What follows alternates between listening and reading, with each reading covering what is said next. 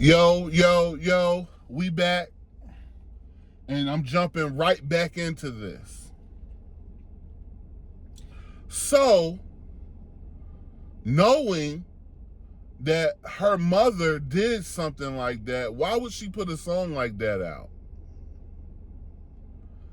Then, you see a mother and daughter scamming duo who got caught and already been to prison one time, singing the song with so-called stolen goods.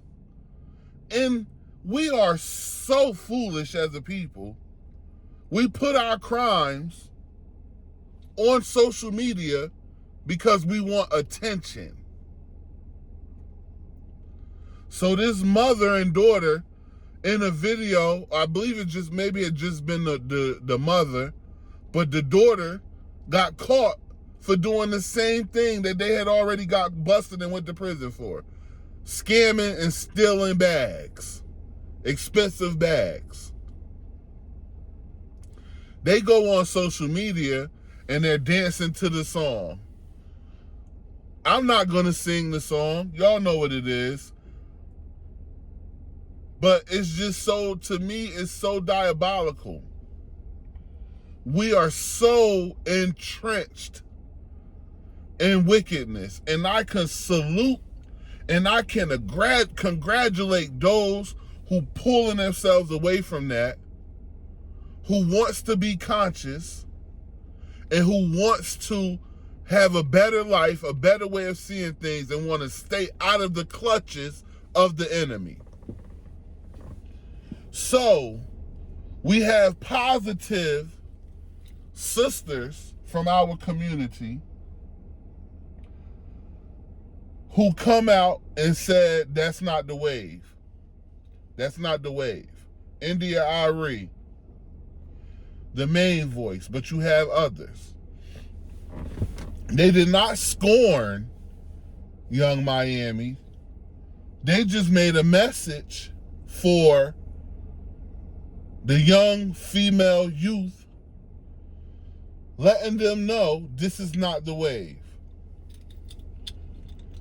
What Young Miami is not telling you is that she don't have to worry about going to sit in somebody's prison for stealing. What Nicki Minaj and Cardi B and Sexy Red and all of these female rappers who come out with these insane songs promoting degenerate behavior, they don't have to go sit in nobody's prison for stealing. That's the crazy part about it. And I'm not ragging on the female rappers, because we've had male rappers who came out with diabolical songs, talking foolishness as well. But the balance in it is men check men. Men check men harder than I've ever seen women check women, because y'all have a sister code.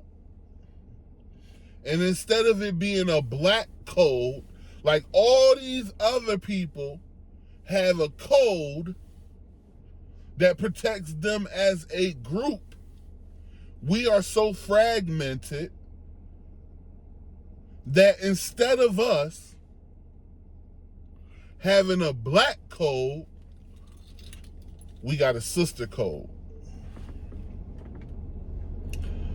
And that sister code is to protect black women from any, and it even lends itself to other women from other cultures, but it's predominantly from black women.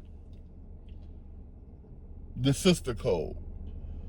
So that sister code is so strong that if a woman goes against the sister code for righteousness, she will get attacked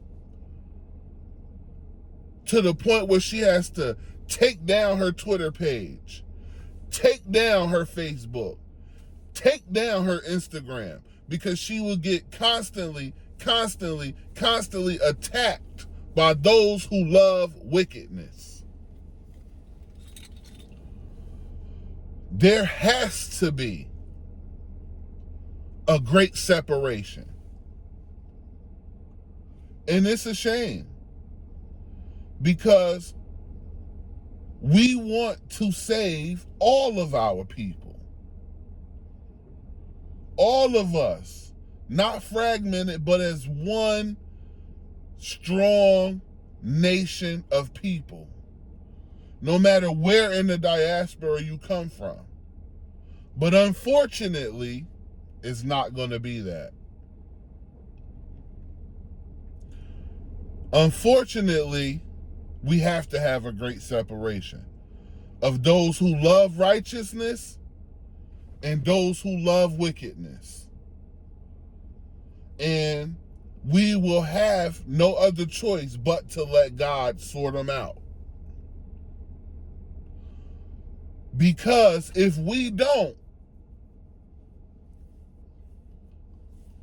and the majority, shame to say, the majority of us love wickedness. If we don't, we'll go down with the wicked, because they're going to take us with them if we don't have a great separation. The wicked will take us with them. We have to do everything in our power to try to save as many of us as we can. But we have to realize that the chastisement of God is what's going to whip some of us into shape. And even the chastisement of God is not going to save some of us. I heard my teacher, the Honorable Minister Louis Farrakhan, say that all of us are redeemable. And I truly believe that. We all are redeemable. But I also believe that it's conditional. And it's situational. Because if you put the person in the right conditions, they'll shape it up. If you put them in the right situations, they will choose righteousness, because that's in our blood. It's in our DNA. We are not wicked by nature. But because we will never be able to put everybody in the same situation to where we can influence righteousness on all of us, we have to accept the fact that some of us is just not going to make it into the hereafter. The hereafter is not necessarily a place. It's a state of mind, a state of well-being, a state of peace that will not be obtainable to everybody. And the reason why is because your righteousness will sustain you. Your wickedness will lead you down a path of doom. And those who did not choose righteousness bit their nails and said, "Woe is me, had I not taken away with the messenger of God." See, we are in a time of great split, great decision making. Either we're going to do righteous, family, and we're going to get away from this wickedness. We're not going to let people influence us to do wickedness. Because if Young Miami wanted to put out a righteous song, in the climate that we in, she would get a lot of support, and she would still be able to make the same money, or millions of dollars, off of a good, righteous song, uplifting women, rather than a song promoting degeneracy and telling women to look for criminals.